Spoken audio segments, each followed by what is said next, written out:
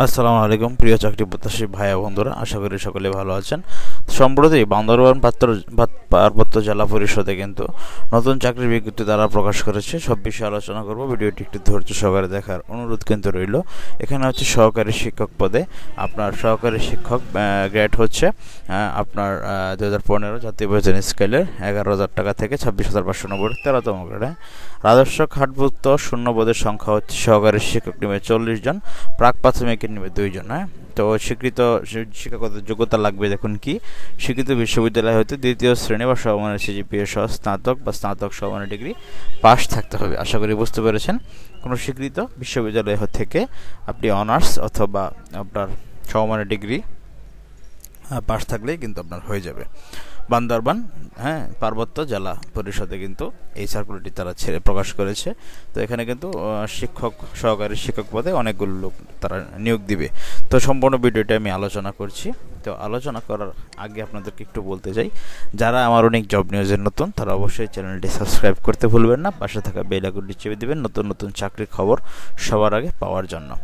তো এরপরে দেখুন বন্ধুরা, আপনার পার্বত্য জেলা পরিষদের ওয়েবসাইট যে রয়েছে www.bhdc.gov.bd, এই ওয়েবসাইটে আপনারা আবেদন করতে পারবেন অনলাইনে চাকরি আবেদনপত্র অপশনে, অথবা আপনারা www.recruiting.eseba/bhdc.org প্রবেশ করে অনলাইনের মাধ্যমে চেয়ারম্যান বান্দরবান পার্বত্য জেলা পরিষদ বরাবর আগামী 9 অক্টোবর 2025 খ্রিস্টাব্দ বিকাল 5টার মধ্যে আবেদন দাখিল করতে হবে। অনলাইনে আবেদন দাখিল শুরু হবে 14 সেপ্টেম্বর, মানে আগামীকাল থেকে। তো দেখুন বন্ধুরা, অনলাইন আবেদন ক্ষেত্রে প্রার্থীর রঙিন ছবি 300x300 পিক্সেল 5x5 সেন্টিমিটার, স্বাক্ষর দৈর্ঘ্য 380 পিক্সেল করে নেবেন, 100 কেবি সাইজ করে নেবেন, স্বাক্ষরের সাইজ 60 কেবির মধ্যে আপনি করে নেবেন। নির্ভুলভাবে আবেদনপত্র সাবমিট করার পর অ্যাপ্লিকেশন আইডি সহ স্বাক্ষরযুক্ত একটি অ্যাপ্লিকেন্ট কপি ডাউনলোড ও প্রিন্ট করে সংরক্ষণ করবেন। আবেদন সাবমিট করার 72 ঘন্টার মধ্যে অনলাইনে আবেদনকারীর প্রার্থীদের সহকারী শিক্ষক পদের জন্য পরীক্ষা ফি বাবদ 350 টাকা সার্ভিস চার্জ হিসেবে জমা ফেরত যোগ্য দিতে হবে। বিকাশের মাধ্যমে জমা দিতে হবে। পরীক্ষার ফি জমা দেওয়া না হলে কোনো অবস্থাতে আবেদনপত্র গৃহীত হবে না। এনআইডি ও মোবাইল নম্বর দিয়ে প্রার্থী নির্দিষ্ট তথ্য ওয়েবসাইট আপনার লিঙ্ক থেকে আবেদন পুনরুদ্ধার করতে পারবেন।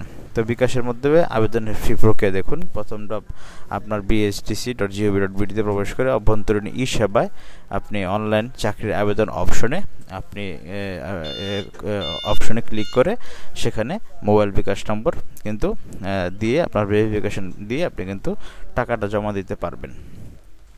এখানে দেখুন একটি কথা রয়েছে, শুধুমাত্র বান্দরবান পার্বত্য জেলার স্থায়ী বাসিন্দাগণ আবেদন করতে পারবেন।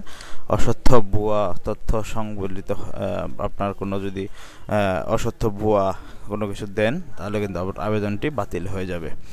ঠিক আছে বন্ধুরা। তো সরকারি আধা সরকারি যারা চাকরি করতেছেন তারা কিন্তু আপনার তাদের যে প্রতিষ্ঠান রয়েছে সেখানে অনাপত্তিপত্র লাগবে, সেখান থেকে অনাপত্তিপত্রটি নিয়ে নেবেন।